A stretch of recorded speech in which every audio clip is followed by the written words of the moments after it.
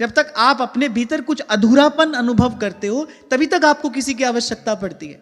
जिस दिन आपके उर अंतर में भक्ति जन्य तृप्ति प्रकट हो जाती है उस दिन किसी की आवश्यकता नहीं रहती।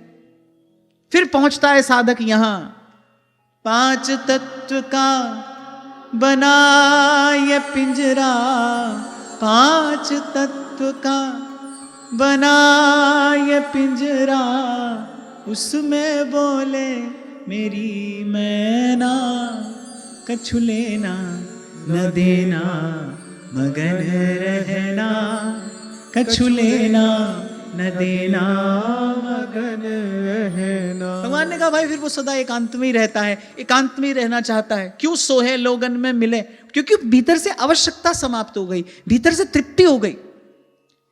जब श्री नारद जी भक्ति सूत्र में कह रहे हैं यल लब्धवा मन, जिसको प्राप्त करके पुमांग अमृतो भवती सिद्धो भवती, अंत में कहा तृप्तो भवती। अब कुछ नहीं चाहिए, अब कोई नहीं चाहिए।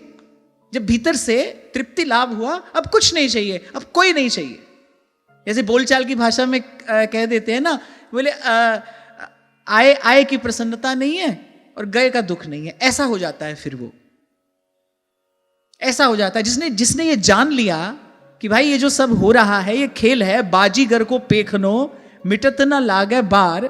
कभी कभी जादूगर अपने जादू के खेल में नोटों की बारिश कर देता है, लेकिन जो दर्शक बैठे हैं उनको ये पता है कि ये जादू का खेल है, तो वो नोटों की बारिश होते देखकर दौड़ नहीं लगा देते कि भाई चलो नोट इकट्ठा कर लो। वो देख तो रहे हैं, ताली तो बजा रहे हैं कि बड़ा सुंदर खेल दिखाया, बड़ा सुंदर तमाशा दिखाया, लेकिन उनको ये पता है कि ये नोट असली नहीं है, ये तो जादूगर का माया जाल है, इसलिए इनके पीछे दौड़ने की आवश्यकता नहीं है। ऐसे ही जब भक्त को भगवान की कृपा से, गुरु की कृपा से ये बात समझ में आ जाती है, सांचे श्री राधा रमन झूठो सब संसार, बाजीगर को पेखनो मिटत न लागे बार।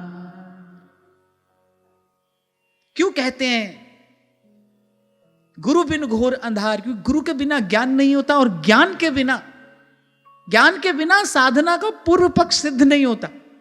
ज्ञान के बिना जब तक तत्व का बोध ना हो जाए, जब तक ये खेल समझ में ना आ जाए, तब तक तो भाई जीव इसमें लगा रहेगा। लेकिन जब गुरु की कृपा है, समझ में आ गया भाई ये तो तमाशा हो रहा है, तो सुख आएगा तो फूलेगा नहीं, दुख आएगा तो घबराएगा नहीं।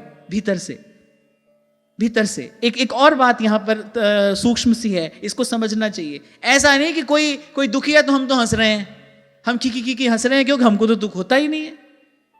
नहीं, ऐसा नहीं। वो किसी के दुख में दुखी भी होगा, उसके साथ रो भी लेगा, किसी के साथ हंस भी लेगा, लेकिन भीतर से वो अपने स्वरूप में स्थित है। वो जानता है कि भाई ये जो हो रहा है सत हरि भजन जगत सब सपना। इसीलिए संत भक्त कहते हैं कि बिना संत और भक्त की संगति के संत और भक्त का स्वरूप स्वभाव समझा नहीं जा सकता। संतों की रहनी समझना बड़ा कठिन है। भक्तमाल कारक तो कहते हैं कि भगवान की लीला कही जा सकती है, पर बोले भक्त की रहनी समझना बड़ा कठिन है। वो भीतर से अपने स्वरूप में स्थित है, लेकिन किसी के दुख में दुखी भी हो रहा है, किसी के सुख में सुखी भी हो रहा है। उसके जीवन में आप दूर से देखो तो शोक भी दिखाई पड़ेगा, हर्ष भी दिखाई पड़ेगा, पर वो भीतर से अछूता है। और मैं कहता हूं ये चतुराई भी आवश्यक है। किसी को बताने की क्या आवश्यकता है भीतर से आपकी स्थिति क्या है। मैं तो सदा से आपको कहता आया हूं, उसी को आता है मजा जीने का इस जमाने में, इधर का लगता रहे उधर का हो जाए।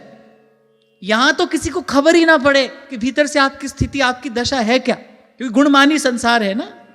संसार को ही पता चला आपके पास कुछ विशेष है तो वो छोड़ेगा नहीं आपको, और कुछ नहीं तो आपकी जय जयकार करके आपकी बुद्धि खराब कर ही देगा। इसलिए कोई आवश्यकता नहीं यहां किसी को बताने की कि हम कुछ विशेष हैं, या हमको किसी विशेष स्थिति की या विशेष उपलब्धि की हमको प्राप्ति हो गई है। किसी को कुछ कहने की आवश्यकता नहीं। हाँ भाई, हम तो तुम्हारे ही जैसे हैं, तुमसे भी गए बीते हैं, तुम तो फिर भी कुछ भजन कर लेते हो, तुम तो फिर भी कुछ माला जप लेते हो, हम तो कुछ भी नहीं करते। किसी को कुछ कहने की आवश्यकता नहीं है। संतों ने इसी रीति से अपने भजन भाव का गोपन किया है।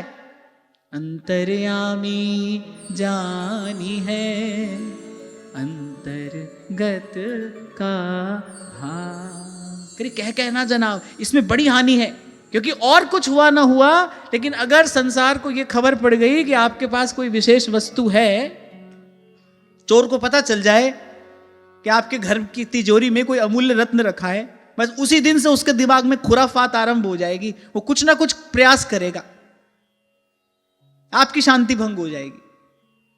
तो किसी को बताने की आवश्यकता नहीं आपके पास में कुछ है। तो भगवान कहते हैं भाई इस सब के प्रसाद स्वरूप उसको सहज एकांत प्रिय लगता है। और जब भगवान ने कहा सहज एकांत प्रिय लगता है, इसका अर्थ है भीतर से तृप्त हो गया, भीतर का अभाव दूर हो गया, अब किसी की आवश्यकता नहीं है। कोई आ जाए तो उसको दुत्कारेगा नहीं, नहीं आए तो उसको पुकारेगा नहीं।